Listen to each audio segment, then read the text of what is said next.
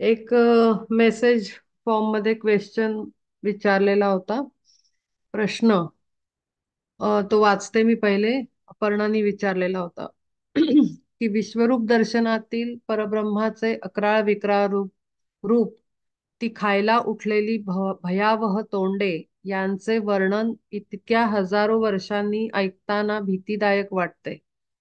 मग धृतराष्ट्र तर तिथल्या तिथे सगळे अनुभवत होता. संजय मार्फत बघत होता. त्याची काय रिॲक्शन होती की हेच त्याचे प्रारब्ध होते. कालच्या खालच्या दाढेत जाणारे अख्खे कुटुंब, स्वतःच्या सत्ता लालसेमुळे होणारा संहार, काहीच लाज वाटली नसेल का? धृतराष्ट्राबद्दल प्रश्न आहे की काय त्याची रिॲक्शन होती आणि काय ॲटिट्यूड होता आणि तो जो काही असेल तो का होता. तर आपण पहिले या प्रश्नाला अटेंड करू आणि मग कंटिन्यू करू वाचायला. तर आता बरंच डीपर मध्ये जातात ह्या सगळ्या गोष्टी. त्या अशा की धृतराष्ट्र कसा होता, तो सेल्फ सेंटर्ड होता, अहंकारी होता. त्याच्यानंतर त्याचं त्याच्यामध्ये प्रचंड लालसा होती. आता गंमत अशी आहे की जेव्हा एखादा अवयव आपल्याला दिलेला नसतो, अ, कुठलाही 10 इंद्रियाज मधला, मेनली 5 सेन्सरी ऑर्गन्स, डोळे, कान, नाक. तर नाक तर खैर असतं, पण कान आणि कानांनी आणि डोळ्यांनी हे महत्वाचं. मागच्या वेळेला मी सेशन मध्ये सांगताना अनुभूतीच्या बद्दल मी लिहिलं होतं की हे जे तो बोलतोय की अर्जुन, की हे सगळं किती भयंकर आहे. आधी वाटलं नव्हतं, विभूती ऐकल्या तेव्हा वाटलं बघावं बघावं. तेव्हा मी अनुभूतीबद्दल काही बोलले होते की आपण नुसतं ऐकतो तेव्हा आपल्याला इतकी रिअलायझेशन किंवा अनुभूती फील होत नाही जितकी आपल्याला बघून होते. म्हणजे आपण म्हणतो ना, बघितल्याशिवाय विश्वास नाही ठेवायचा. ऐकलेल्या गोष्टींवरची अनुभूती आणि सिरियसनेस आपल्याला तितका फील होत नाही. तर बघणं, दृष्टी असणं, फिजिकल आईज असणं अत्यंत आवश्यक आहे. आणि सगळ्यात मोठा ड्रॉबॅक धृतराष्ट्राचा हा होता की तो आंधळा होता.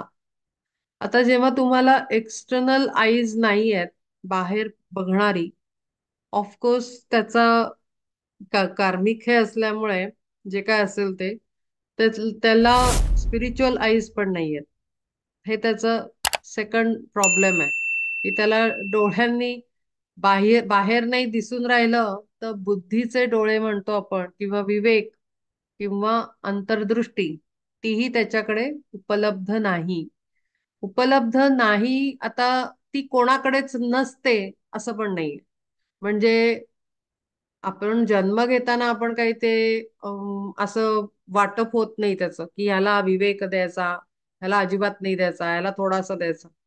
ती बाय डिफॉल्ट टॅलेंट आहे आणि डिस्क्रिमिनेटिव्ह माइंड फॅकल्टी आहे. ते ब्रेन आणि याचं फंक्शनिंग आहे, नर्वस सिस्टमचं फंक्शनिंग आहे, ते अनकॉन्शियसली होतं. त्याच्यामध्ये काही वरून घेऊन यायचं काही बात नाहीये. पण मुळात डोळे नसल्यामुळे मेजर फॉल्ट हा येतो की तो सत्य काय आहे ते बघू नाही शकत. तो डिपेंडन्सी येते त्याची कानाने ऐकण्यावर. ही त्याची डिपेंडन्सी आलेली आहे चाइल्डहुड बर्थ पासून. त्यामुळे त्याचे कान खूप पॉवरफुल दाखवलेले आहेत कथेमध्ये, किंवा दाखवले पण आहेत की तो आवाजावर बरोबर सेन्स करतो की कोण आलाय पाठीमागे, किंवा कोणाची एंट्री झाली आहे त्याच्या ऍटमॉस्फिअर एरियामध्ये, त्याच्या सराउंडिंग मध्ये. तर त्यामध्ये जे कान खूप शार्प आहेत. आणि असं आपल्याला बघायला पण मिळतं की ज्यांना डोळे नसतात त्यांचे कान आणि अदर सेन्सरी, स्किन वगैरे other sensory organs extreme strong असतात. म्हणजे ती पॉवर बंद केली तर ती कुठेतरी दुसरीकडे डिस्ट्रीब्यूट होते. हे नॅचरल आहे. तसंच सेम त्याचं पण आहे. तर त्यामुळे कान त्याचे शार्प आहेत. तो जे ऐकतोय त्याला ट्रस्ट करतोय. आता ऐकणं हे लिमिटेशन आलं. कारण जोपर्यंत आपण आता एखादा माझ्याशी बोलला, तो ऐकताना आपल्याला जे ऐकायला येतं त्यातनं जो त्याचा अंतर्भाव आहे बोलणाऱ्याचा, तो खरा असूच शकतो असं नाही.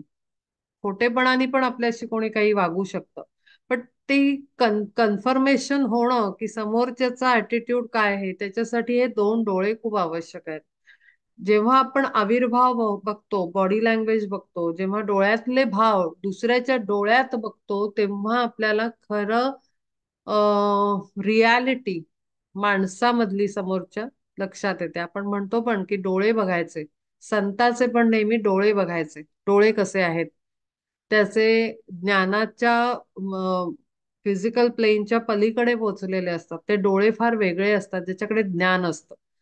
तर त्याच्याकडे हा मेन सेन्सरी ऑर्गन नसल्यामुळे तो लिमिटेड नॉलेज तो गेन करू शकतोय आणि तो ऐकलेल्या ज्ञानावर, ऐकलेल्या गोष्टींवर ट्रस्ट करतो. हा पहिले त्याची काय म्हणू शकतो आपण, त्याचं कमतरता म्हणू शकतो की ती त्याच्या पर्सनॅलिटीमध्ये आलेली आहे की त्याला बघायला नाही मिळत त्यामुळे तो ट्रस्ट करताना सुद्धा राईट अँड रॉंग वाला जो डिस्क्रिमिनेटिव्ह माइंड फॅकल्टी आहे ती तिथेच डॅमेज होते जिथे ते तो बघू नाही शकत आहे. आणि असंच त्याचं सगळं संगोपन झालेलं आहे. दुसरा पॉइंट दुसरा पॉइंट हा की जेव्हा माणूस स्वतः कमी असतो ना त्याच्यामध्ये लो सेल्फ एस्टीम हा खूप जास्त मेजरली असतो. आता लो सेल्फ एस्टीम वर बोलायचं झालं तर लो सेल्फ एस्टीम हा काही अपंग लोकांनाच असतो असं नाही. अगदी देहाने धडधडीत व्यवस्थित धट्टेकट्टे असलेल्या माणसांमध्ये पण लो सेल्फ एस्टीम असतो किंवा इन्फिरियॉरिटी कॉम्प्लेक्स हा एक आहे. तर आता हा आहे काय? हा म्हणजे कुठेतरी माणसाला माहिती असतं मी अमुक एरियामध्ये मी वीक आहे किंवा हा माझा वीक वीक एरिया आहे किंवा विकनेस आहे. May be physical, mental, emotional और सोल लेवलवर पुढे जाऊन. तर हा जो विकनेस आहे त्याला कुठेतरी कव्हर अप करायला, झाकायला माणसामध्ये जेलसी किंवा त्याचे अपोजिट हे आपोआप निर्माण होतात. बाय डिफॉल्ट होतात ते आणि तो लो सेल्फ एस्टीम मुळे होतात ते. लो सेल्फ एस्टीम मुळे इन्फिरियॉरिटी कॉम्प्लेक्स खूप जास्त होतो. त्यामुळे मी कमी आहे आणि मग माझी कमी झाकण्यासाठी मी अग्रेशन वाढेल, अँगर वाढेल, ॲरोगन्स वाढेल.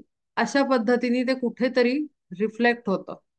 आतमध्ये जाणवत असलेली कमी आणि मग त्यामुळे दुसऱ्यांचा हेवा करणं, राग करणं किंवा जेलसी किंवा काय. आता असे हे गुणधर्म आपल्या सामान्यांमध्ये पण सापडतात आणि ह्याच्यामध्ये पण आहेत. तर अशा वेळेला अटेंड करताना या लो सेल्फ एस्टीमला जस्ट सुचलं म्हणून सांगते की जे व्यवस्थित धडधाकट आहेत आणि जे व्यवस्थित आहेत त्यांनी लो सेल्फ एस्टीमला अटेंड करावं.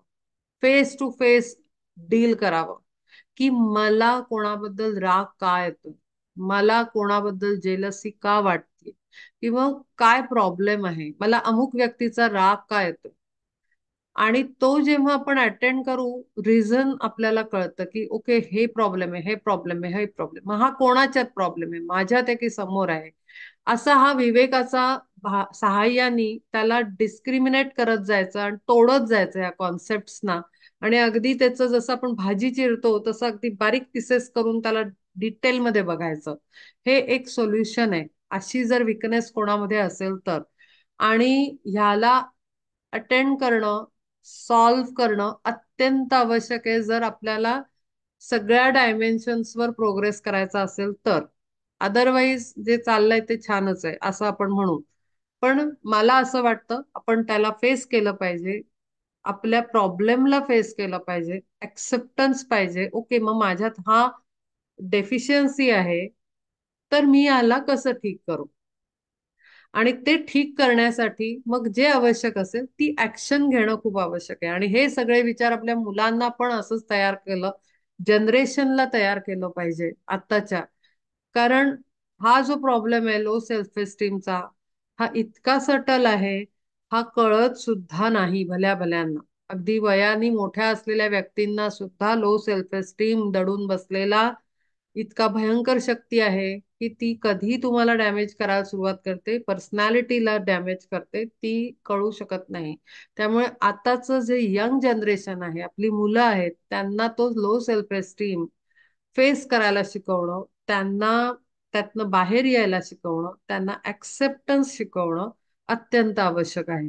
आणि त्याच्यानी खूप जास्त पर्सनॅलिटी डेव्हलपमेंटमध्ये खूप फरक पडतो, कॉन्फिडन्स जास्त येतो आणि करून दाखवायचं सामर्थ्य, आत्मशक्ती, मानसिक शक्ती, वैचारिक शक्ती आणि शारीरिक शक्ती या सगळ्या इन्क्रीज होतात जेव्हा आपण ऍक्सेप्टन्स ठेवून प्रॉब्लेमचं सोल्युशन काढायचा प्रयत्न करतो. कुठे वीक आहे मग त्याच्यावर काम करायचं, अशा पद्धतीने प्रॉपर गायडन्सच्या खाली. तर असं करून हा प्रॉब्लेम सॉल्व्ह करू शकतो. आता धृतराष्ट्राची बात करायची तर धृतराष्ट्रामध्ये हा विकनेस प्रचंड प्रमाणात आहे आणि त्यामुळे तो जेलस करत राहिला. आता त्याला राज्य दिलेलं नाहीये. राज्य करायचं तर काही रूल्स आहेत जे शास्त्रामध्ये त्यांच्या सांगितलेले आहेत. क्षत्रिय धर्म म्हणा किंवा राज्याचे जे राजाचे जे काही हे असतील, क्रायटेरियाज असतील किंवा काही थेअरी असेल, त्याच्यामध्ये काही रूल्स आहेत, रेग्युलेशन्स आहेत.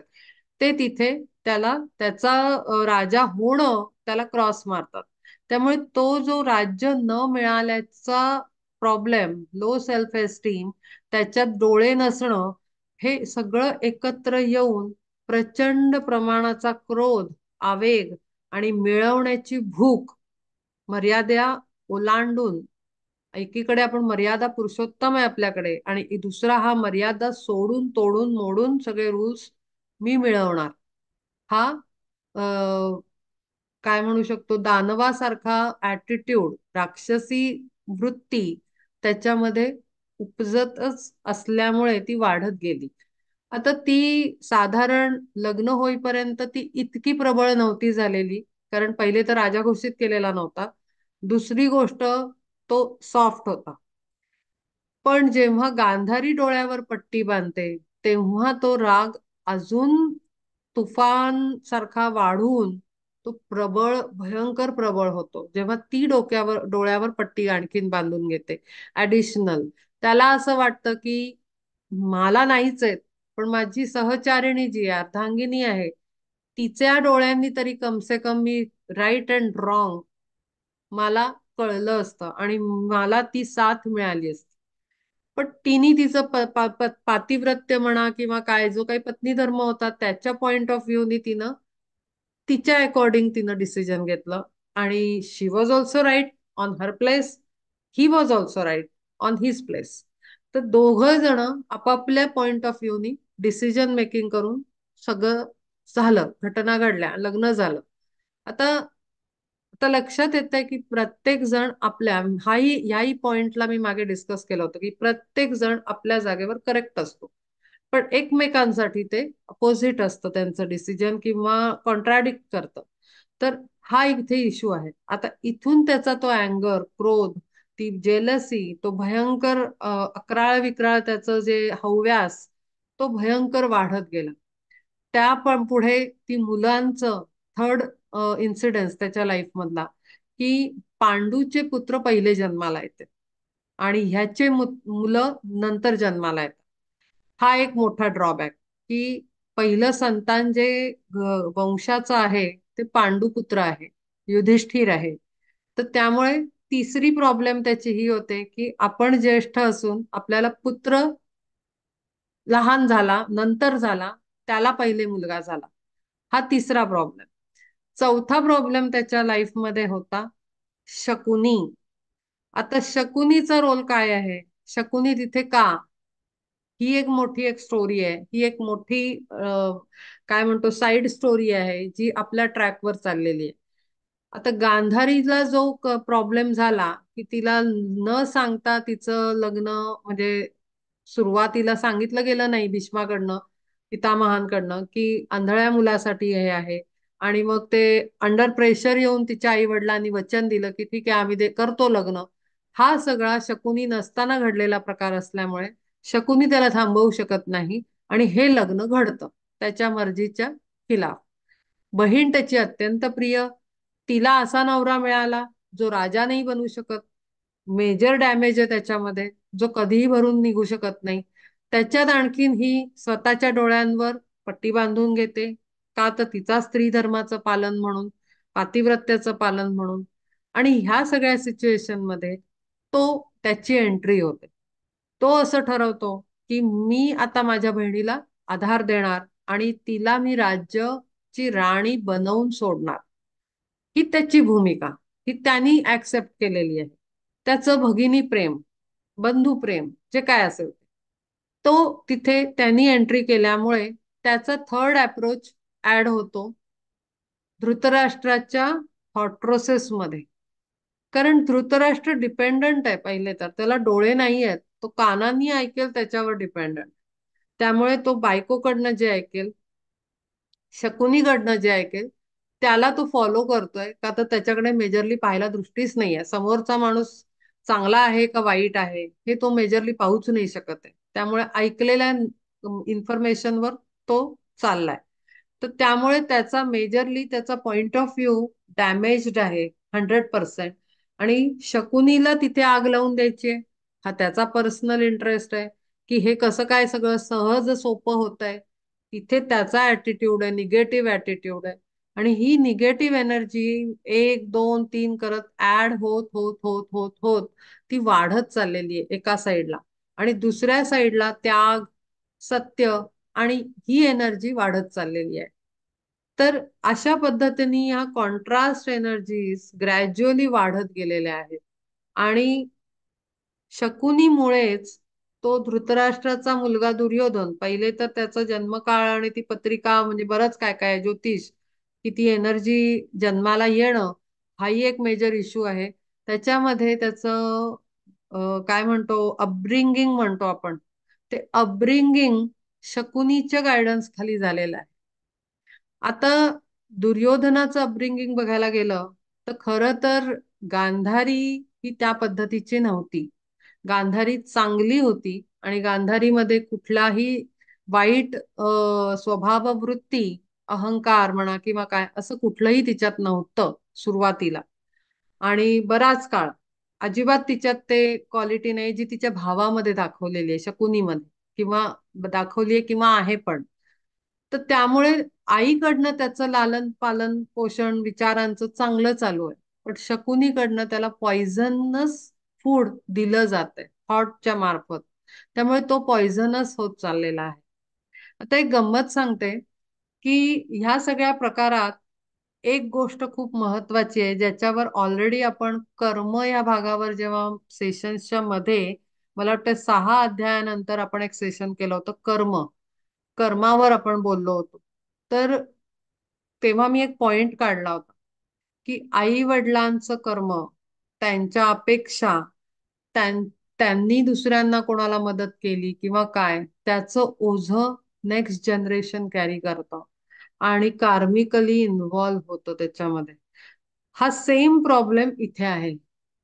आई वडिलांना राज्य पाहिजे होतं, त्यांची आकांक्षा, त्यांचा अहंकार, त्यांची अपेक्षा, ते प्लस दुसरं शकुनीचं अम्बिशन, शकुनीच्या इंटरेस्ट आणि शकुनीचे इंटेन्शन्स, हे सगळं बर्डन पूर्ण ते ग्रॅज्युअली दुर्योधनवर ट्रान्सफर होतं आणि त्याच्यामध्ये ते वाढीस लागतं. हे तिसरा प्रॉब्लेम आहे.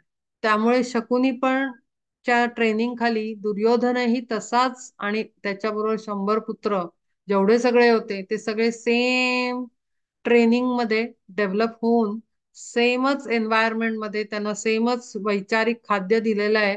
आणि तिथे प्रचंड वाढवला आहे त्यांच्यातली निगेटिव्हिटी एक्स्ट्रीम लेवल पर्यंत नेलेली आहे शकुनीनी.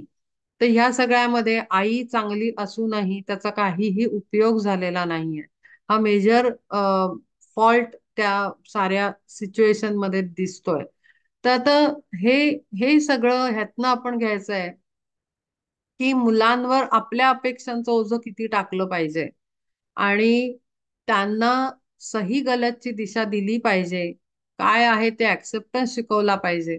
हे सगळं तिथे ड्रॉबॅक्स येतात त्यांच्या अपब्रिंगिंग मध्ये, कौरवांच्या. आता हिचा प्रश्न असा आहे की एवढं चला हे सगळं झालं, पास्टला आपण चेंज नाही करू कधीच कुठल्याही लाईफमध्ये आपण कोणाच्याच केसमध्ये आपण पास्टला चेंज नाही करू शकत. काल काय घडलं त्याला आज आपण सुधरवू नाही शकत.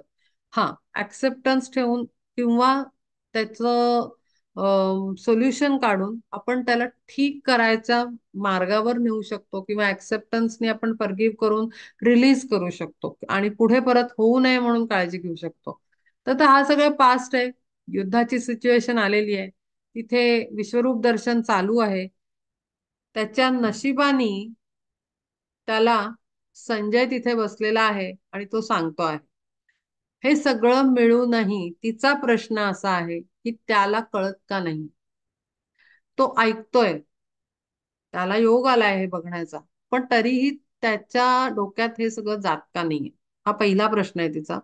दुसरा प्रश्न हा आहे की त्याला भीती नाही का वाटत आहे की हे सगळं हा सांगतोय, आपली मुलंही त्याच्यात दाढेत तोंडात जाताना मृत्यूच्या दिसतायत, पण त्याला भीती का नाही वाटत आहे. आणि तिसरं की त्याला कळत नाहीये, मग हे त्याचं प्रारब्ध आहे का आणि काय आहे हे नक्की. तर पहिली गोष्ट म्हणजे पहिल्या प्रश्नाचं उत्तर हे आहे की मुख्य म्हणजे पहिला तर तो पाहतच नाहीये. पुन्हा तोच प्रॉब्लेम आहे त्याचा की तो डोळे नसल्यामुळे तो बघत नाही, तो ऐकतोय. ऐकण्यानी पहिले तर त्याला सिरियसनेसचाच अंदाज नाही येऊन राहिला. मागे मी सांगितलं होतं मागच्या सेशनमध्ये की आपण म्हणतो दोन्ही गोष्टी. नायगरा फॉलचं मी सांगितलं होतं की खूप सुंदर आहे, खूप अवर्णनीय आहे, असं आहे तसं आहे, खूप सांगितलं. तरी एका सर्टन लेवलच्या पुढे आपण त्याला इमॅजिन नाही करू शकत. ही फॅक्ट आहे. खूप सुंदर म्हणजे काय कारण, त्याचं कारण असं आहे की ते इथून एक्सपिरियन्स करतो आपण. आपण जेव्हा एखादा प्लेस असते त्याला अनुभवतो. हार्ट चक्र, हार्ट चक्र त्याच्यामध्ये इन्व्हॉल्व्ह असतं. आज्ञाचक्र असतं. आज्ञाचक्र डोळे आपले, आज्ञाचक्र कंट्रोल करतं. अजून काही चक्र आहेत हेड एरियात, ते आपले डोळ्यांना कंट्रोल करतं. तर मेजरली अपर चक्रासनी आपण ते एक्सपिरियन्स करतो. आणि फिअरच्या गोष्टी ज्या आहेत, जे ह्या गुड गुड एक्सपिरियन्सेस, हॅपीनेस, त्याच्यानंतर काय म्हणतो आपण, ब्युटिफुल जे आपण डोळ्यांनी बघतो ते सुंदरता म्हणतो आपण त्याला, ती गोष्ट, ते सगळं आपण अपर चक्रासनी एक्सपिरियन्स करतो. आणि दुसरी गोष्ट जी आहे निगेटिव्ह साईड जी आहे, फिअर, एन्झायटी, त्याच्यानंतर अँगर किंवा भयंकरता, जी भयंकर हे असतं, सिच्युएशन असते, प्रचंड त्यातलं निगेटिव्ह एनर्जी असते, ती एक्सपिरियन्स करतो आपण लोअर चक्रासनी. ठीक आहे. सोलर प्लेक्सिस, नेव्हल, बेसिक चक्र, त्याच्याने आपण ते प्रचंडता, जी निगेटिव्ह एनर्जी आहे ती, आणि ती स्टोअर होते सोलर प्लेक्सिस मध्ये. तर मुळात हा दोन्ही एक्सपिरियन्स करायला आपला कॉन्शियसनेस, आपली चक्रांमधली एनर्जी, आणि ते आपण रिसीव्ह करतो आपल्या आईसच्या थ्रू, तेच मुळात त्याच्याकडे, तो तिथे हँडिकॅप आहे. मुळात तो बघतच नाहीये चांगलं काय नाही तर वाईट काय. जन्मल्यापासून त्यांनी बघितलंच नाहीये. सो 100% त्याचे चक्रास डेव्हलप नाहीयेत. ठीक आहे. तर चक्रास डेव्हलप नसल्यामुळे प्रचंड ग्रॉस एनर्जी आहे त्याच्यामध्ये, आणि त्यांनी न बघितल्यामुळे त्याची मुलं तोंडात जात आहेत, ती कशी चावली जात आहेत, दाढा किती अकराळ विक्राळ आहेत, अग्नी किती भयंकर आहे, मृत्यूचं तांडव आहे, हे सगळं नुसतं गोष्ट ऐकल्यासारखं आहे त्याच्यासाठी. ते इफेक्टच करून नाही राहिलं त्याच्यावर, काहीच नाही. त्याला वाटतं हा, तो यादवांचा राजा काहीतरी सांगतोय आणि हा आपला गोष्ट मला सांगतोय. त्याला मुळात तो क्युरिओसिटी त्याची हे आहे की माझे कौरव जिंकले की नाही, माझी 100 पुत्र नी कोणाला मारलं, पांडवांचा मृत्यू कसा झाला आणि कसे आपण जिंकलो, हे ऐकण्याच्या अपेक्षेनेच तो बसलेला आहे. आता हा वेगळा डायमेन्शन आहे. थोडस ह्याच्यावर पण सांगते.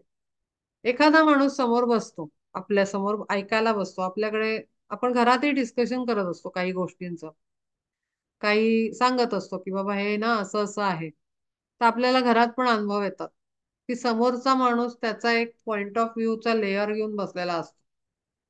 त्यांनी ठरवलेलं असतं त्याला काय ऐकायचंय ते. ठीक आहे. आपण खूप सांगतो की हे असं होतं, तसं होतं, तसं होतं.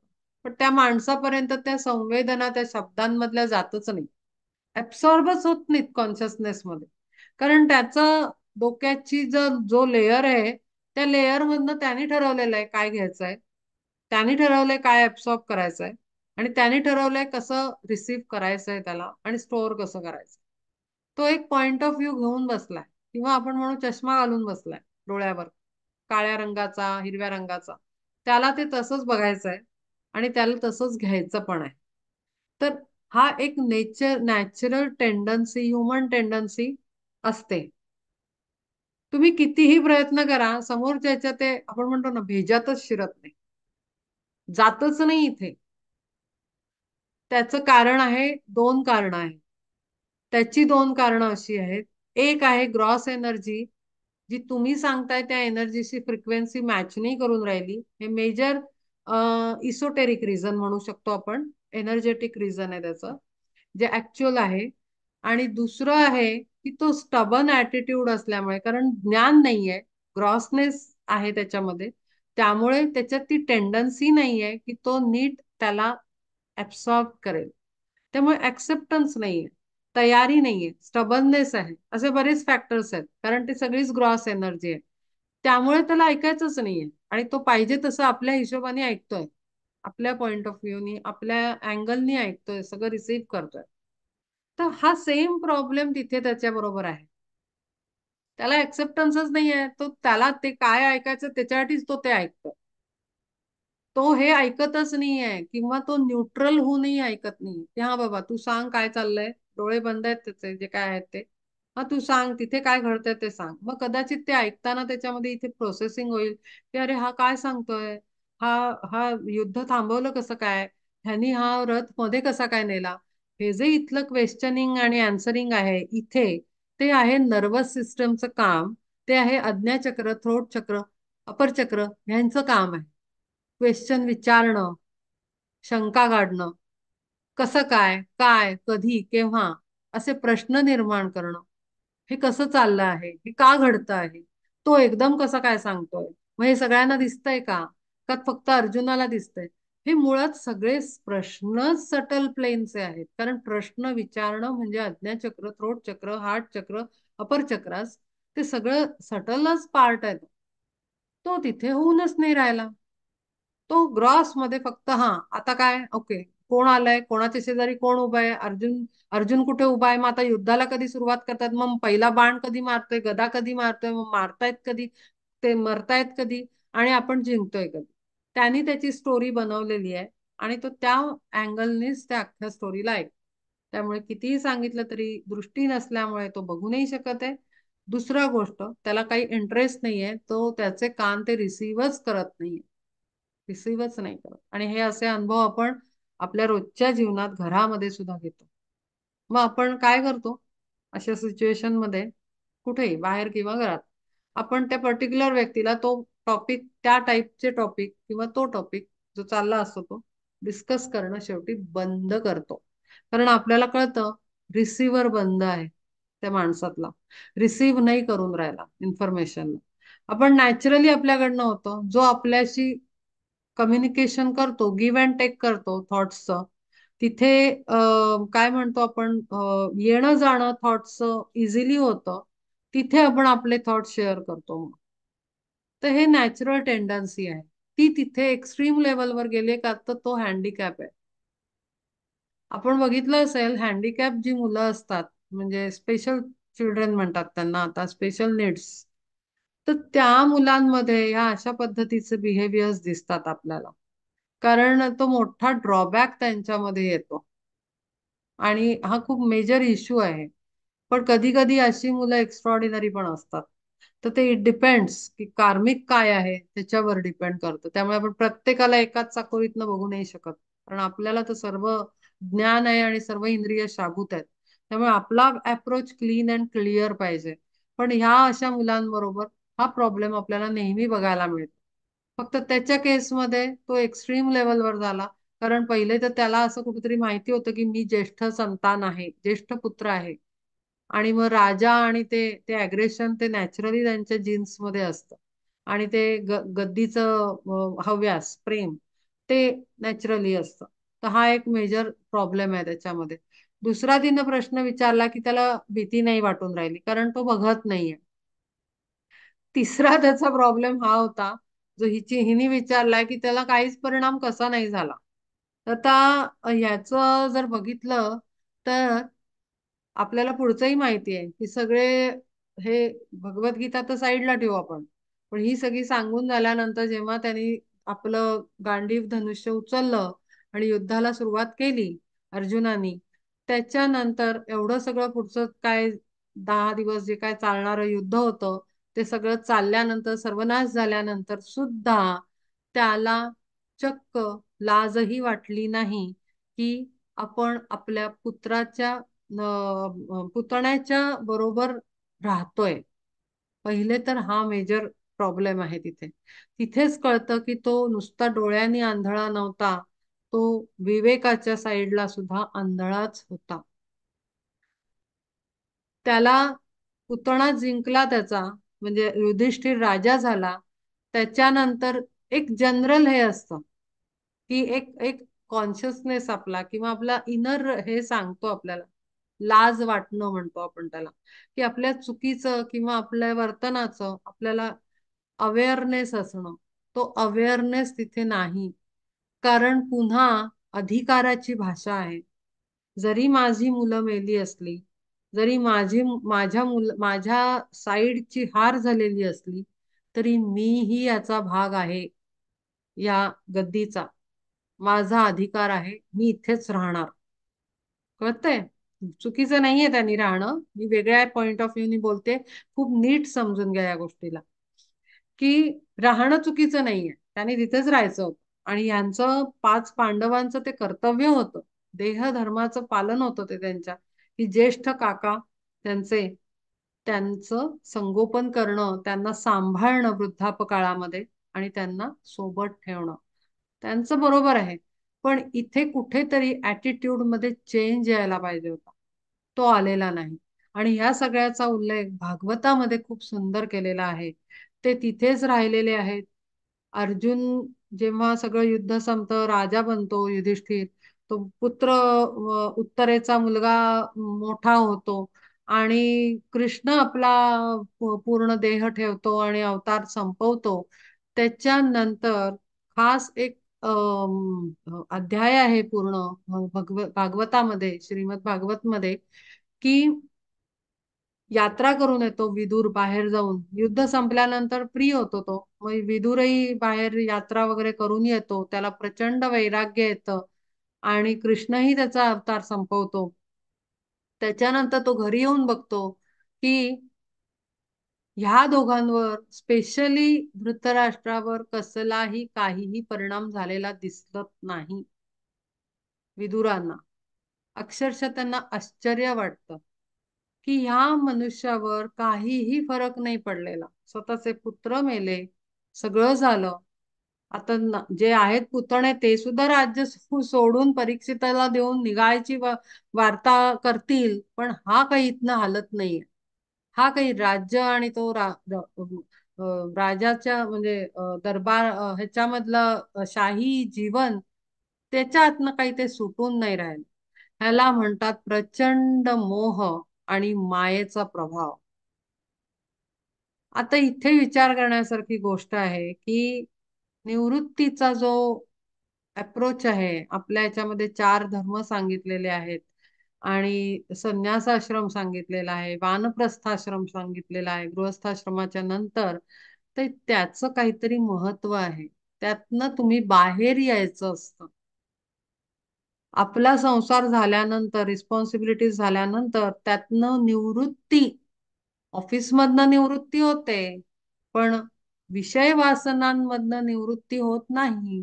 ती निवृत्ती कधी द्यायची? इंद्रियांना आणि शरीराला आणि इनकार्नेटेड सोलला, जो अटॅच्ड आहे physical body, mental body, emotional body, मी मागे थ्री फोल्ड लोअर बॉडीज सांगितल्या होत्या, त्या लोअर बॉडीजना कवटाळून तो बसलेला आहे. त्याला डिटॅच करण्याची प्रोसेस जी आहे ती करणं म्हणजे वानप्रस्थाश्रम म्हणू शकतो आपण. आणि त्याच्यानंतर संन्यासाश्रम. तर त्या सगळं उत्तम जेवण, उत्तम सगळी सोय, ह्यातनं बाहेर येणं किंवा मान मरातप किंवा जे काय असेल ते. तर ह्यासाठी वानप्रस्थाश्रमची वृत्ती इथे कुठेही विदुराला त्याच्यामध्ये दिसत नाही.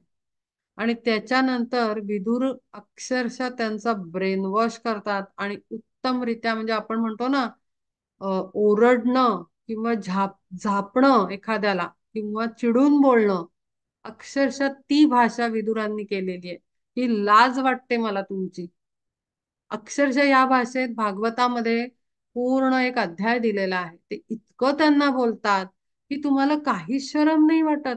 तुम्ही जन्मभर तुमच्या भावाच्या बायकोला आणि भावाला पीडा दिली, अग्नीमध्ये त्यांना ढुकलून दिलं, त्यांना विष पाजलं, त्यांच्यावर काय काय उपचार केले, त्यांना मृत्यू देण्याचा प्रयत्न केला. इतकं वाईट वाईट करून सुद्धा अजूनही तुम्ही त्यांच्याच हाताखाली भाकरीचे तुकडे खाताय त्यांच्या जवळ राहून. तुम्हाला लाज नाही वाटली आणि वाटत नाहीये. अक्षरशः या भाषेत विदुराने त्यांना चिडून बोललेला आहे धृतराष्ट्राला. आणि एवढं सगळं बोलल्यानंतर त्यांना तो सांगतो की ताबडतोब तुम्ही हे सगळं सोडा, नाहीतर तुमचं काही खरं नाही, आणि माझ्या बरोबर चला. आणि त्याच्यानंतर धृतराष्ट्र, गांधारी आणि कुठेतरी कुंतीचं डिव्होशन असतं, कारण मोठे धीर जाऊ आहेत ते, तसे संस्कार होते तिच्यावर. त्यामुळे तिनं त्यांना शेवटपर्यंत सोडलं नाही. कुंतीही त्यांच्याबरोबर निघून जाते. आणि शेवटी अंत त्याचा असा आहे.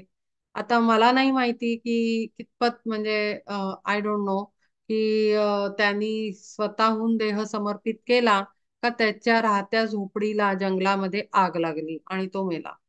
पण आग लागते आणि तो मरतो झोपडीला, अशी ती गोष्ट आहे. त्याचा अंत धृतराष्ट्राचा. पण साधारण कर्म बघून असं वाटतं की कदाचित आग लागली असावी. वानप्रस्थाश्रमात जेव्हा असतात ते, म्हणजे वनामध्ये राहत असतात, तेव्हा त्यांचा मृत्यू होतो. अशी पूर्ण धृतराष्ट्राची भागवतात सांगितलेली स्टोरी आहे. तर हा सगळा प्रकार आहे आणि म्हणून इथे लाज वाटण्याची अपेक्षा आपण त्याच्याकडनं ठेवू नाही शकत. आणि नाहीच, म्हणजे कारण एक्स्ट्रीम एक्स्ट्रीम जड energy, dirty energy, disgusting energy आहे त्या सोलची, ज्या कंडिशन मध्ये तो बसलेला आहे. आणि त्यामुळे तिथे आपण अपेक्षा ठेवू नाही शकत त्याच्याकडनं की त्याला काही पोचलं असेल आतपर्यंत. हे जे अख्खं ब्रह्मज्ञान इथे शेअर केलेलं आहे ते तिथे पोचू नाही शकत, कारण प्रचंड जडात आहेत. आणि म्हणून लोअर बॉडीजचा इम्पॅक्ट कमी करणं अत्यंत आवश्यक आहे. कारण आपल्याला जरी किती वाटत असलं की आपण बदललोय, आपण बदलतोय, आपण बदलतोय, कधी पाय घसरतो आपल्या लक्षात येत नाही. त्याचं कारण असं आहे कारण lower body, lower energy, gross energy is very tough to reduce. तिला तोडावं लागतं. आणि म्हणून हठयोग आलाय, आणि म्हणून भक्ती आली आहे, म्हणून भक्ती योग आहे. हे सगळे योग का आहेत? कारण त्या खेचून धरून ठेवणाऱ्या ग्रॉस एनर्जीला तोडणं फार कठीण आहे. आणि म्हणून अपार भक्ती करून अत्यंत सेवाभाव करायचं. गुरुची सेवा, देवतांची सेवा ही का आली? कारण ती तुटत नाही. माया, मोह, ममता तुटत नाही, सुटत नाही आपल्या आत्म्याकडनं. आणि त्याच्यासाठी अनंत जन्म आपल्याला खूप मोठ्या ट्रान्झिशन मधनं जावं लागतं. म्हणजे अनेक जन्म आपण भक्ती करून करून करून एक एक लेअर अक्षरशः असे ओरबाडून आपल्याला काढावे लागतात. आणि तो आहे त्याच्यामध्ये अनेक इन्कारनेशन्स आपले होतात, थाउजंड्स ऑफ इन्कारनेशन. अनेक म्हणजे एक दोन नाही, थाउजंड्स. खूप खूप कित्येक हजार जन्म आपले जातात. आणि म्हणून ज्या क्षणाला जे मिळतं ते तुरंत त्याच्यावर काम केलं पाहिजे. हे फार फार जास्त आवश्यक आहे. आपण जरा पण तिथे हयगय नाही केली पाहिजे आणि जरा पण कंटाळा नाही केला पाहिजे. लगेच त्याच्यावर कामाला लागलं पाहिजे. कारण ही अनंत जन्मांची घाण असते, ती निघणं फार फार कठीण आहे. फार कठीण आहे. आणि त्याच्यावर काम करणं खूप आवश्यक आहे. हे आपण तिच्या प्रश्नाचं मी उत्तर दिलं की त्याची अवस्था काय आहे. आता आपण आपल्या 11वा अध्याय सुरू आहे, त्याच्यातलं 32वा श्लोक. श्री भगवान उवाच कालोस्मी लोकक्षय कुप्रवृद्धो कुप्रवृद्धो लोकान् हर्तुमिह प्रवृत्तः ऋतेऽपि त्वां न भविष्यन्ति सर्वे येव स्थिता प्रत्यनीकेषु योधाः. ऐकोनी हे बोल म्हणे नारायण, कोण मी म्हणून विचारिसी. आणि कासयासी ऐसा भयंकर वाढवी विस्तार आपुला मी. तरी मी तो काळ वाढलो साचार लोकांचा संहार करावया. आता असंख्यात मुखे पसरून आघवे गिळीन त्रैलोक्य हे. पार्थ म्हणे तेथ मागील संकटा त्रासोनी अनंता प्रार्थिले मी. परितोषलाहा कैसा विपरीत जाय वाढवित उग्र रूप. ऐकोनी आपुले कठोर हे बोल निराश होईल दुःखी पार्थ. जाणोनी हे मग देव म्हणे तया नको धनंजया भिवू येते. आता तो का अकराळ विक्राळ झालाय त्याला दर्शन देता देता देता त्याला दाखवायचंय ना की हे युद्ध आहे, हे तू नाही करणार आहेस. तू काही तुझ्या पितामहांना मारणार नाहीयेस, तू काही कर्णाला मारणार नाहीयेस, तू काही तुझ्या गुरूंना मारणार नाहीयेस. त्यांना मीच गिळंकृत करणार आहे, मी त्यांना अंत करणार आहे त्यांचं. हे दाखवण्याच्या प्रोसेसमध्ये त्यांनी त्याचं प्रचंड शक्ती अशी वाढवत गेला. कारण एवढं सगळं सैन्य त्याला नष्ट करायचंय. तर ते प्रकट होताना ते प्रचंडता त्याची वाढवत गेल्यामुळे ते भयंकर स्वरूप झालं त्याचं. आणि मग त्याला रिअलाइज झालं की अरे बापरे, हा घाबरतोय या सगळ्या ह्याला. त्याला, कारण तो सामान्य आहे ना, तो त्याचा शिष्य म्हणा किंवा सामान्य भक्ती भावामध्ये तो बसलेला आहे. ऐकोनी आपुले कठोर हे बोल निराश होईल दुःखी पार्थ. जाणोनी हे मग देव म्हणे तया नको धनंजया भिऊ येथे. तो म्हणतो तू सांगितलं म्हणून तर मी प्रकट झालो, पण असं कसं बोलणार त्याला, तो ऑलरेडी घाबरलाय म्हणून त्याचं दुःख निराश होईल, दुःखी होईल असं म्हणून त्यांनी त्याला म्हणतोय भिवू नकोस, तू घाबरू नकोस, घाबरायचं काही कारण नाही. ऐशा या संहार संकटाची झळ तुम्हान लागेल पांडवासी. ऐकोन या पार्थे ऐसे आश्वासन जाता जाता प्राण सावरले. सापडला पार्थ काळ संकटात परी केला मुक्त नारायणे. त्याला असं वाटलं की आता समोर एवढे सगळे मरताना दिसतायत, म्हणजे याच्यात नक्की आपलाही नंबर एक लागणार आहे. त्यामुळे तो कुठेतरी घाबरला. म्हणजे आपण म्हणतो ना की मृत्यू समोर दिसला तर माणूस प्रचंड भीती आणि अवस्था फार वाईट होते माणसाची, स्वतःचा मृत्यू जेव्हा समोर दिसतो घडताना. आणि जर पॉसिबिलिटी जरी वाटली तरी माणूस घाबरतो. मागे मी एक्झाम्पल दिलं होतं की ती एक बाई माझी मेड नोएडाला असताना लिफ्ट मध्ये अडकली आणि घाबरून तिला चक्कर आली आणि ती बीपीची पेशंट होती, हार्ट पेशंट. आणि आता तिला असं वाटलं आपला मृत्यू समोर आहे, उभा आहे आणि आता आपण संपणार. त्याबरोबर तिची अवस्था अत्यंत वाईट आणि फार हे झाली होती. तर म्हणजे काय की मृत्यू दुसऱ्याचा काय नाही तर स्वतःचा काय, मृत्यू हा अकराळ विक्राळच असतो. आणि त्यामुळे तो समोर दिसला की अगदी गळून जातो जीव. तशीच त्याची अवस्था झाली आणि त्याला असं वाटतं आता सगळे मरणारे, सगळं सैन्य चाललं म्हणजे आपणही काही वाचत नाही याच्यामध्ये. हा आता इतका प्रचंड, ह्याला आवरणार कोण, परमात्म्याला. तर त्यामुळे त्याने त्याला सांगितलं की तुम्हाला काही होणार नाही आहे, काळजी करू नकोस, तुमचा संहार नाही होणार आहे. ऐकोनी या पार्थे ऐसे आश्वासन जाता जाता प्राण सावरले. झापडला पार्थ काळ संकटात परी केला मुक्त नारायणे. म्हणून सावध होऊनी त्वरित देवोनी चित्त ऐकू लागे. मग त्याला वाटलं की चला काहीतरी इथे हे आहे की आपला मृत्यू नाही होणार आहे. त्यामुळे त्याचं मन आणि हृदय थोडं शांत झालं, थोडं. तोची देव म्हणे तुम्ही माझे भक्त म्हणून या मुक्त केले तुम्हा. का सोडून राहिलो मी तुम्हाला, नाही तर तुमचाही अंत केला असता. एकदा एकदा धर्मस्थापनेला परब्रह्म उतरतं, हे माहितीये का? की अवतार जेव्हा जन्माला येतो ना, तेव्हा निगेटिव्हिटीची अत्यंत पराकाष्ठा झालेली असते. मग तो उतरतो, तो पूर्ण सगळ्याचा निकाल लावतो. जसं आई आई रागवते. घरात मुलं असतात, 2-3 जे काय भावंड असतात. एकदा मस्ती करतायत, एक दिवस पसारा केला, 2 दिवस पसारा केला, 3 दिवस पसारा केला. ते 2 करत असतील आणि तिसरा करत नसेल, किंवा एक करतोय आणि एक नाही करत आहे. ज्या दिवशी आई संतापते आणि तिचा ब्लास्ट होतो, तेव्हा ते कोण घरात जेवढे प्रेझेंट असतील ते सगळ्यांना झाडा पडतो. ही ऍक्च्युली रियालिटी आहे, कारण तो ब्लास्ट झालेला असतो संतापाचा. मग त्याने ज्याच्यात त्यांनी केलेली नसते चूक, त्याला सुद्धा ओरडा पडतो.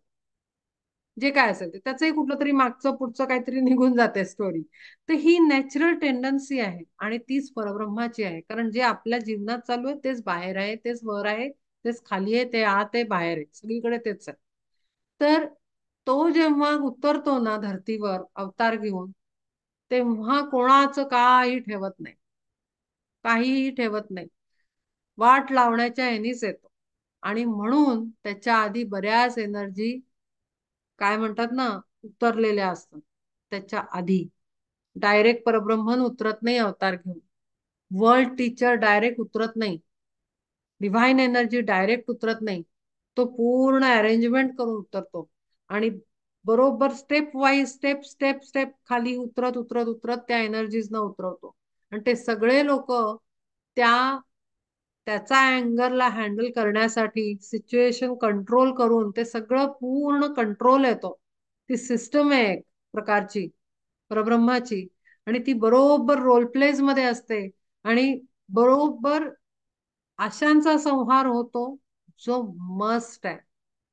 डिस्ट्रॉइंग एनर्जी तिथेच काम करते जिथे अत्यंत आवश्यकता आहे ते नष्ट करण्याची, आणि लिमिटेड एरियामध्ये ते खतम केलं जातं, संपवलं जातं. अशा पद्धतीने तो काम करतो. तर इथे पण तसंच आहे. तो सगळ्यांना नाही मारणार.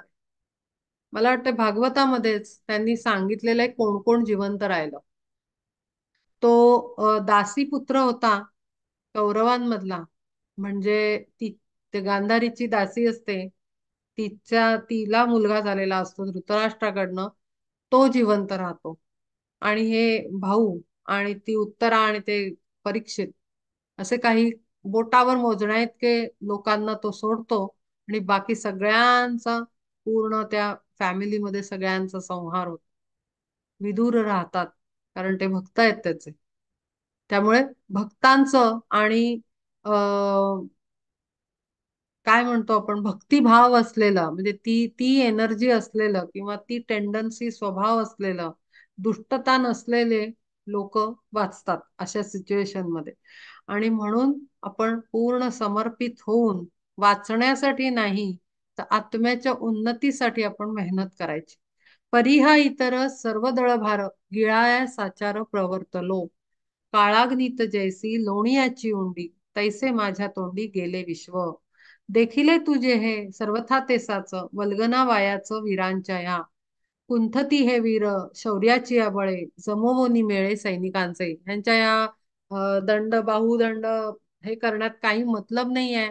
आधी किती ते अगदी जोशात बोलत असले तरी त्यांचं शौर्य माझ्या पुढे काहीही टिकणार नाही. ते सगळं संपवणार आहे मी पूर्ण. निज गजदळा वाखणती किती, तुच्छसा लिखिती लेखिती काळातेही, बोलती गर्जन वाहुनी आण, रणी हरू प्राण मृत्यूसेही. सृष्टीवर सृष्टी रचू आम्ही थेट, जगाचाही घोट घेऊ आता. गिळवनिया टाकू मेदिनी सकळ, जाळू अंतराळ वरतीच. जागच्या जागीच टाकू जखडून, सोडोनिया बाण वायुतेही. चतुरंग दळ ऐसे जमवून, उन्मत्त होऊन अंगबळे. महाकाळाशी ही खेळावया झुंज, सिद्ध झाले आज रणी येथे. तयाचे ते बोल शस्त्राहुनी तीक्ष्ण, अग्निहुनी उष्ण दाहकारी. काळकुटासीही आणि ती लहार, मारक अघोर ऐसे जरी. तरी हे गंधर्व नगरीचे लोट, तैसे फोलकट वीर सारे. किंवा चित्रातील बहुरंगी फळे जाणं हे भेंडोळे पोकळीचे. मृगजळा आला पुरकी आमाप केला जणू साप कापडाचा. किंवा जड चढवोनी नाना अलंकार मांडिली साचार बाहुलीही. त्याच्या पुढे त्याच्या शक्तीच्या पुढे हे काहीच नाहीये. कारण हे सगळे मुळात विवेकाचं महत्व ना खरंच खूप जास्त आहे. तुम्ही आपली साईड चेंज ठरवताना, जगण्याचा अप्रोच ठरवताना, डिसिजन मेकिंग करताना प्रत्येक वेळेला तुम्ही कुठल्या पार्टीत जातात, ब्लॅक का व्हाईट, ब्लॅक का व्हाईट, ब्लॅक का व्हाईट, आपण म्हणू आपण असं पण म्हणतो, थिअरी आपण म्हणतो की व्हाईट बरोबर ब्लॅक आवश्यक आहे. पण आपण ऍक्च्युली ब्लॅक व्हायची आवश्यकता आहे का? हा प्रश्न आहे खूप मोठा. त्यामुळे प्रत्येक वेळेला निर्णय घेताना विवेक फार आवश्यक आहे, की आपण नक्की कुठल्या पार्टीत जायचंय, आपण कोणाच्या संगतीत राहायचंय, आपण कोणाच्या बाजूनी बोलायचंय, काय सही आहे काय गलत आहे हे कळणं आणि डेली बेसिसवर डे टू डे लाईफ मध्ये एव्हरी मिनिट सेकंद अवर प्रत्येक तासाला ते वापरणं अत्यंत आवश्यक आहे. त्यामुळे इथे जे जे जे ठरवलं ज्यांनी की आम्ही या पार्टीतला लढणार, आम्ही पांडवांच्या साईडनं लढणार, तो त्यांचा अंतिम निर्णय होता आणि तिथेच सगळं ठरणार होतं. पण म्हणून काय पांडवातले सगळे काही जिवंत राहिले राजे असंही नाही झालेलं. पांडवांमधले फक्त 5 पांडव, इव्हन त्यांची मुलं पण मेली. तर म्हणजे काय की अल्टिमेटली मी मागे सांगितलं होतं की जेव्हा मोठ्या प्रमाणात धर्म स्थापना आणि अशा पद्धतीनं काम होतं, तेव्हा इंटेन्सिव्हली डिव्हाइन एनर्जीज असलेल्यांनाच ठेवलं जातं, जेणेकरून मग सृष्टी रचनेमध्ये काम सोपं पडतं. आणि आता आता आपण म्हणू मग मेले त्यांचं काय? तर मेले त्यांचं काय तर घाबरण्याचं कारण नाही. आत्मा मरत नाही, शरीर मरतं. हा पहिला कॉन्सेप्ट. दुसरं म्हणजे ते अपग्रेड होऊन येतात. म्हणजे काय की लेसन लर्न करून तो सोल ती एनर्जी चेंज करून लेवल 1 वरनं लेवल 2 वर येऊन जन्म घेतो पुन्हा. त्यामुळे नवीन येणाऱ्या पृथ्वीवर किंवा न्यू अर्थ किंवा न्यू लाईफ मध्ये ते नवीन जन्म जे घेतील ते बरोबर अपग्रेड होऊन येतील. त्यामुळे मेलेल्यांचं दुःख कधीही करायचं नाही किंवा आता इथून पुढे मरतील त्याचं दुःख इथे नाही बाळगायचं, भीती म्हणून बाळगायचं नाही. आता हा माणुसकीच्या पॉइंट ऑफ व्ह्यूनी दुःख वेगळं आहे आणि हृदयात जाऊन बसणारं दुःख वेगळं आहे. दोन्हीमध्ये खूप फरक आहे. प्रत्येक गोष्टीत लेयर्स आहेत. ते अगदी सटल लेयर्स ना अंडरस्टँड केले पाहिजेत. दुःख या शब्दामध्ये खूप लेयर्स आहेत. स्वतःच्या प्रॉब्लेमचं दुःख, स्वतःच्या माणसाला झालेल्या इजेचं दुःख, स्वतःच्या फॅमिली मधल्या माणसाच्या लाईफ मध्ये झालेल्या घटनेचं दुःख, स्वतःच्या शरीराला झालेलं वेदनेचं दुःख, स्वतःच्या आत्म्याबरोबर प्रसंग घडला त्याचं दुःख, बाहेरचं दुःख, सामाजिक घटनेचं दुःख, या सगळ्यामध्ये फरक आहे.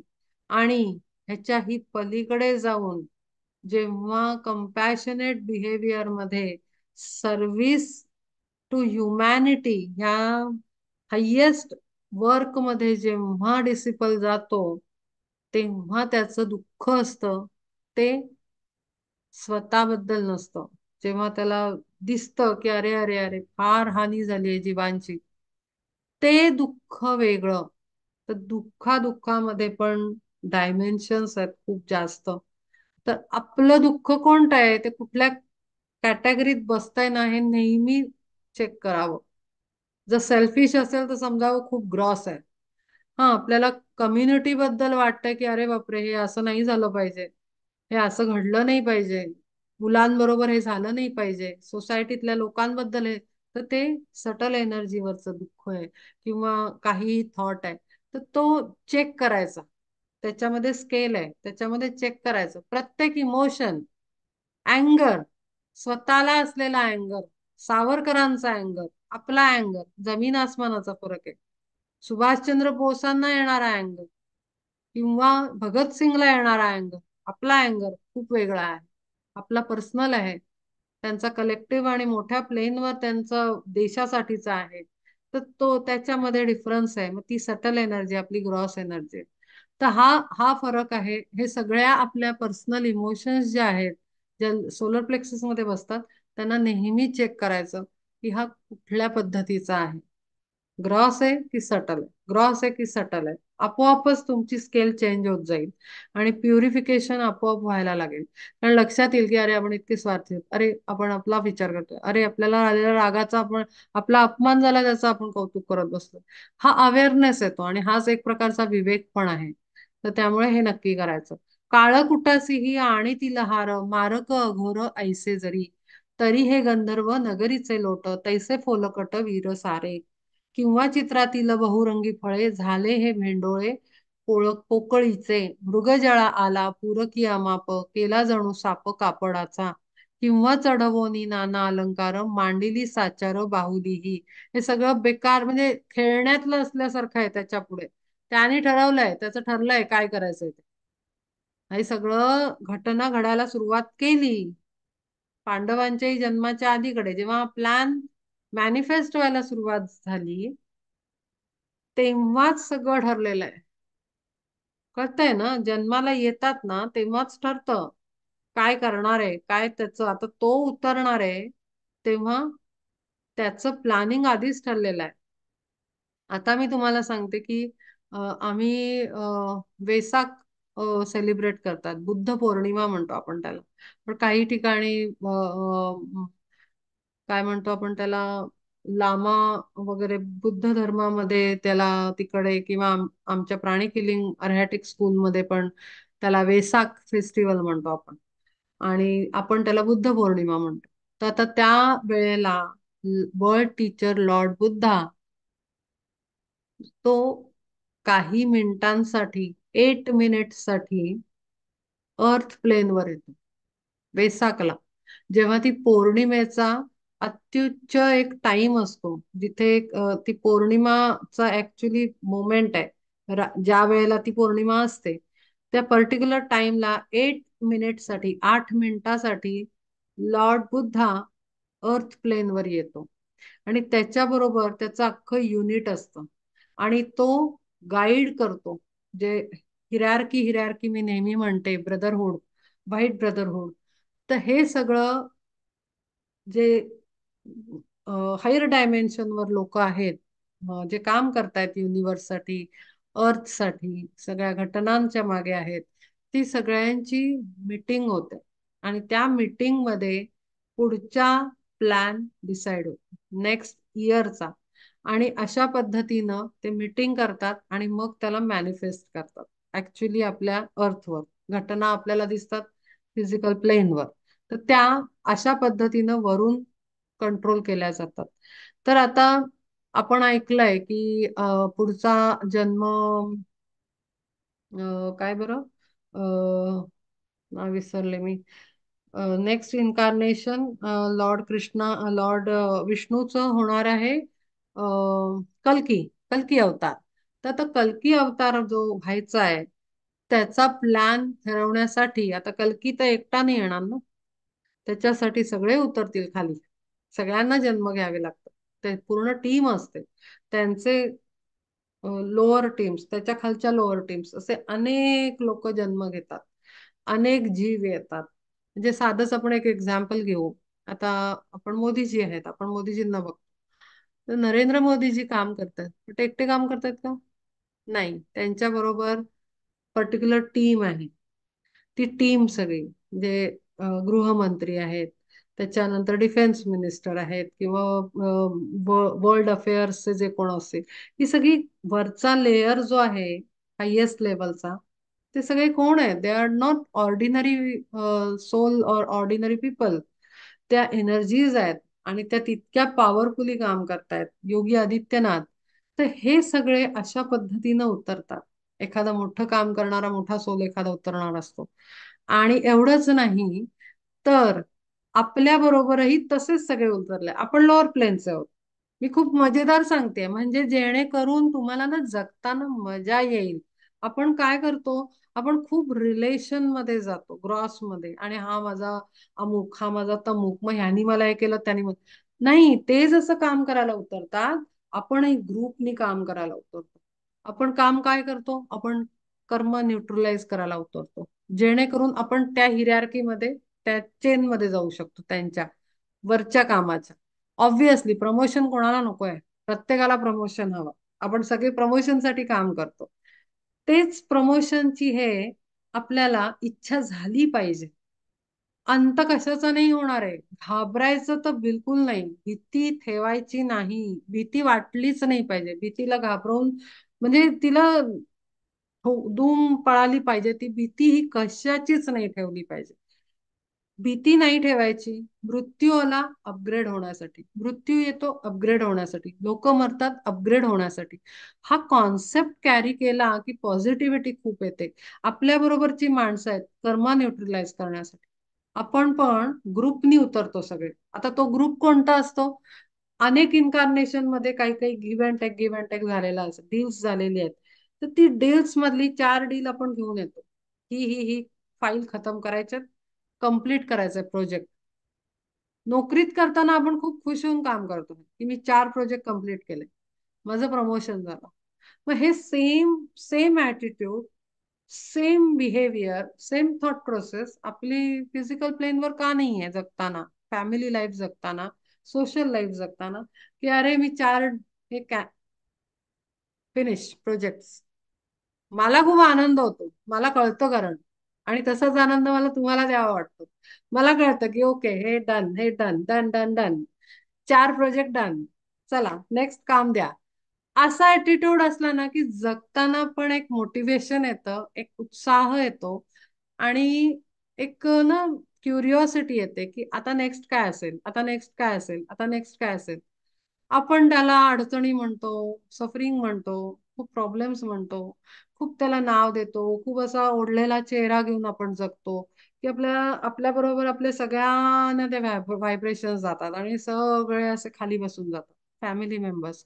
पण नेहमी एनर्जेटिक राहायचं, ती एनर्जी आपल्यात असली पाहिजे. ठीक आहे, द्या, काय देताय बोला, काय काम आहे बोला, नेक्स्ट काय घ्यायचंय, ओके हे आहे, ठीक आहे केलं, पुढे बोला.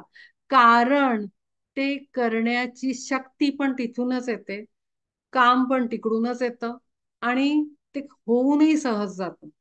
इथे एक लक्षात येतं का, अप्रोच हा असतो की मी माझं काहीच नाही करत आहे, मी माझं पर्सनल, मी माझं आणि माझी फॅमिली किंवा माझं दुःख असं काही आहेच नाहीये. कारण आपण त्याचा पार्ट आहोत ना, त्याचा किरण आहोत, एक सन एनर्जीचा एक रे आहोत आपण. मग एक तो रे असेल, तो पर्सनल लाईफ कसं काय, तो रे थोडी म्हणतो, सूर्यकिरण म्हणतो मी मी प्रकाश देतो, असं नाही म्हणत, नाही मी वरून आलोय. तर तसंच आपला ऍटिट्यूड असतो, आणि ती एनर्जी ना खूप खूप काही देऊन जाते आपल्या बरोबरच्या लोकांना, खूप सपोर्ट करून जाते, त्यांची एनर्जी चेंज करते, त्यांच्यात ट्रान्सफॉर्मेशन आणते, एक वेगळ्या प्रकारच्या फ्रिक्वेन्सीज आपण रिलीज करतो, आणि आपली मुलं, आपले फॅमिली मेंबर्स एक वेगळ्या डायमेन्शनवर आपोआप शिफ्ट होतात. आपण त्यांना खूप मोठ्या लेवलवर हेल्प करतो, आणि म्हणून एनर्जेटिक असणं खूप आवश्यक आहे. आणि तिथे सेल्फलेस, सेल्फलेस, जरी काहीही कॉन्ट्रॅक्ट आलं, कुठलंही प्रॉब्लेम आला, तरी तो समजायचा की ती प्रोजेक्ट फाईल दिलेली आहे, काम फिनिश करायचंय आणि जायचंय. हारायचं नाही, रडायचं तर त्याहूनच नाही, आणि दुःख तर संबंधच येत नाही दुःखी होण्याचा. तर हा ऍटिट्यूड ठेवला की आपणही हे असंच जे सांगितलंय तसं जगतो, आणि जे काम ते लोक करतायत, म्हणजे आजच्या डेटला मोदीजी जे काम करतायत, ते आपणही आपल्या प्लेनवर करू शकतो अगदी सहज. पण ते ऍटिट्यूड वर आपण ऑब्झर्व केलं असेल की किती निगेटिव्हिटी त्यांच्यासाठी असली, तरी त्यांचा चेहरा बघितला की एक वेगळी फ्रिक्वेन्सी फील होते. डोळे, चेहरा, एनर्जी, ऑरा. कारण मी त्यांच्याबद्दल ह्याच्यासाठी बोलते, कारण ती एक व्यक्ती ऍक्च्युली आपल्या समोर आज आहे एक्झाम्पल द्यायला. आपण उगीच तुकाराम महाराज, अमके ढमके, आपण काय त्यांना बघितलं नाही. आपण ज्याला बघतो त्याचं उदाहरण समोर घेऊ शकतो, आणि सेन्स करू शकतो. सेन्स करायचं ऑरानी, हे सगळे एक्सपेरिमेंट्स आहेत. ऑरानी सेन्स करायचं एनर्जी काय आहे. एखाद्या दुकानात आपण रोज फिरतो, भाजी घ्यायला आपण रोज जातो किंवा आपण कामं करायला रोज जातो. चेक करायचं ह्या भाजीवालीकडची भाजीची एनर्जी काय आहे, त्या भाजीवालीची भाजीची एनर्जी. मी खरंच सांगते, हे एक्सपेरिमेंट्स आहेत, हे करायचंय. थोड्या दिवसांनी लक्षात यायला हिची भाजी फ्रेश वाटते पण घ्यावी नाही वाटत आहे, हिची छान आहे घ्यावी वाटते. That is energy. एनर्जी सांगते की काय घ्यायचं आणि काय सोडायचं. तर हा सगळा अभ्यासाचा भाग आहे आणि हा सेन्सिटिव्हिटीचा भाग आहे. ह्या जेवढा आपण करायला लागू तेवढे आपले अपर चक्रस डेव्हलप होतात प्रचंड लेवलवर. आणि याच्यासाठी या ऍक्टिव्हिटीज आणि या असाइनमेंट्सच पाहिजेत. ते असे बसून आणि ऐकून अजिबात डेव्हलप नाही होणार. मी स्वतः सांगते. हे हे हे सुरू करावं लागतं. प्राणायाम करायचा, प्युरिफिकेशन करायचं. हो, 2 मिनिटं मागे सांगितलं तसं मेडिटेशन करायचं, एक वॉटरफॉल इमॅजिन करायचा, क्लीन करायचं, पीसफुल राहायचं. जरा काही वाटलं डिस्टर्ब झालं, 2 मिनिटं डोळे बंद करायचे, वॉटरफॉल इमॅजिन करायचा, धबधब्याने धुवून टाकल्यासारखा आपला ऑरा क्लीन इमॅजिन करायचा. इमॅजिनेशन आणि intention always work. Always work. 100%. हे सगळं करायचं आणि मस्त आनंदी जगायचं. द्या तुम्ही काय काय प्रोजेक्ट देता मला, ती द्या. खुशाल मी करायला तयार आहे या एनर्जीनी. तस्मात तस्मात्व मुत्तिष्ठ यशो लभस्व, जित्वा शत्रून् भुक्ष्व राज्यं समृद्धम, मयि वेतै निहता पूर्वमेव, निमित्त मात्रम भव सव्यसाचिन, सकळ ही सेना करी चळवळ, परी तिचे बळ ग्रासिले मी, आता ऐसे जाण मृत्तिकेची साच, जणू बाहुलीच निर्जीवही, थांबत असे जैसा बाहुल्याचा नाच, तुटोनी जाताच कळसूत्र, मग तया लागी कोणीही लोटून, देता उलथून पडती ती, तैसा वीरांचा या कराया संहार, नको तुझ फार वेळ आता, जाणोनी हे पार्था होई तू शहाणा, घेई धनुर्बाणा उठवे ग. ते त्यांना हे सांगायचा प्रयत्न करतायत की अरे ह्यांच्यातली शक्ती पण मीच आहे. मी ठेवली तर राहील, मी काढून घेतली तर गळपटून पडतील ते सगळे. त्यांचं शौर्य कमी होऊन जाईल, त्यांचं मनोबल जाईल, त्यांचं धारिष्ट्य जाईल. जर मी सक केलं तर ती एनर्जी सगळी रिड्यूस होईल आणि तुला सोपं जाईल युद्ध करायला.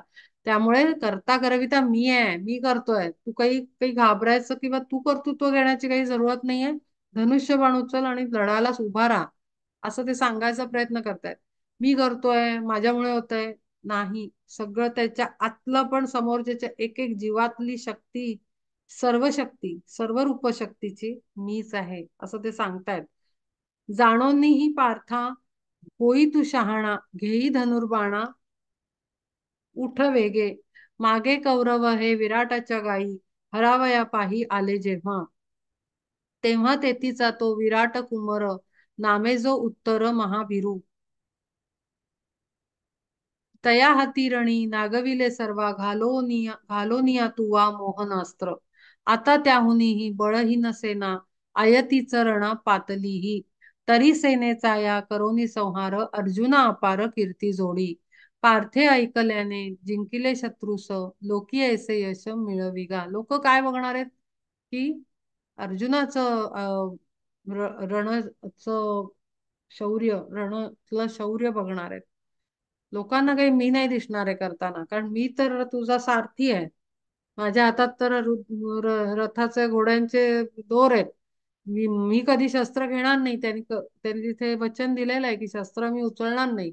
त्यामुळे मी कधीच लढताना दिसणार नाहीये तुला. लोकांना लढताना तर तूच दिसणार आहे, पण तुझ्या मागून जी मेन एनर्जी काम करेल ती माझी आहे. आता ह्यातनं आपण काय घ्यायचं?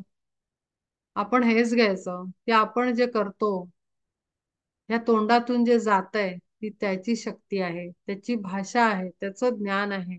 आपण ऐकतोय ती त्याची शक्ती आहे, त्याची मर्जी आहे, त्याची इच्छा आहे आणि म्हणून प्रत्येक घटना घडतीये असं त्याला सांगतोय. तेच आपण आपल्या बरोबर अप्लाय करायचं की प्रत्येक घटना परमात्म्याच्या मर्जीने घडते. आपण म्हणायला म्हणतो की वाईटातनं पण चांगलंच आहे, होतं ते चांगल्यासाठीच, असे आपण वाक्य बोलतो. पण त्या वाक्याची डेप्थ किती कळली आपल्याला? खूप म्हणजे आपल्या मगाशी मी टेस्ट बद्दल बोलले, प्रोजेक्ट्स नाव दिलं मी त्याला. आपल्याला येणारे टेस्ट असतात ते दे आर प्रोजेक्ट्स. ते ते प्रोजेक्ट्स आहेत, एक एक एक एक रिस्पॉन्सिबिलिटी दिलेली आहे. तर ती प्रोजेक्ट्स करताना मला मान्य आहे की त्यातनं जाताना ना प्रचंड गोष्टी आपण इमोशनली, मेंटली, फिजिकली आपण फेस करत असतो.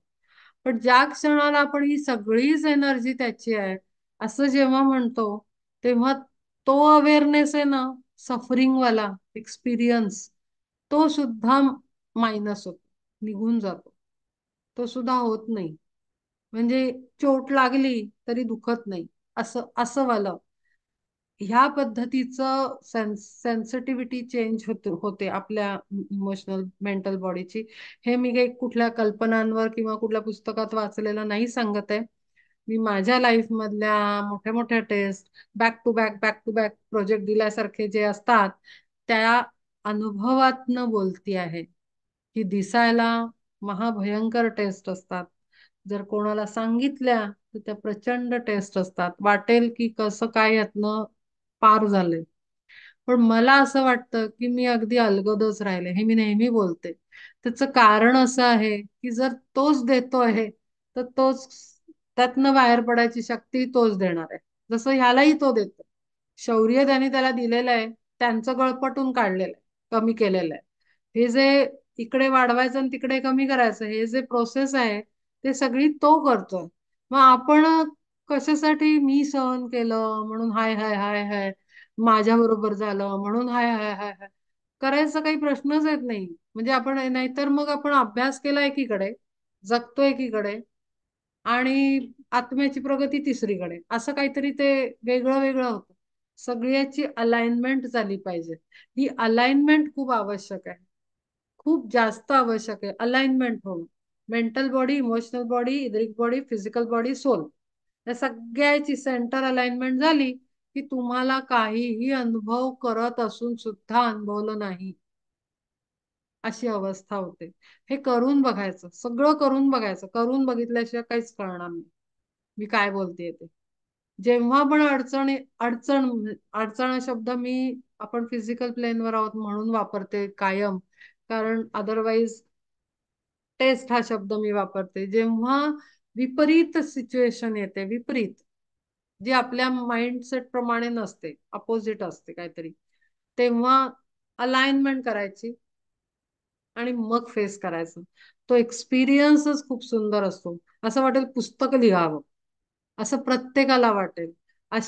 असे अनुभव येतात आणि त्याची मजा खूप वेगळी आहे. त्याची मजा अर्जुनासारखीच आपण घ्यावी, तर मग आपण म्हणू की हो तू किती देतोस बोल, मी तयार आहे इथे किती पण पेपर द्यायला, असं. तरी सेनेचा आया करोनी संहार, अर्जुना अपार कीर्ती जोडी, पार्थे ऐकिल्याने जिंकिले शत्रुस, लोकी ऐसे यश मिळविगा, जाण कोरडेच यश नव्हे येथ, राज्य ही समस्त हाती आले. नुसतंच काही यश नाही मिळणार आहे, राज्य मिळणार आहे आता, म्हणजे बोनस, बोनस मिळणार आहे तुला, असं तो सांगतोय. म्हणून तू आता निमित्ताचा धनी होऊन या रणी झुंज वेगे. तो बिचारा पाया पडतोय की अरे तयार हो जायला. तू सांगतोय की तयार हो, हे सगळं मीच खाणार आहे, मीच संपवणार आहे, मीच नष्ट करणार आहे. तू नुसता समोर भावली आहे, तू अशी अशी नाचवलेली, तू आपला नाच, मी नाचवते तसा. आणि मग त्याच्या बोनस मध्ये तुला राज्य मिळणार आहे. नुसतंच शौर्य गाथा नाही तुझी, तुला राज्य पद मिळणार आहे, तुम्ही राजा बनणार आहे, तुम्ही ते सगळं उपभोगणार आहात ज्याच्यासाठी सगळं चाललेलं आहे. तर अशी सगळी गंमत आहे. आपण इथे थांबूया. आय थिंक 5 वाजले. हाँ 4:57, 34.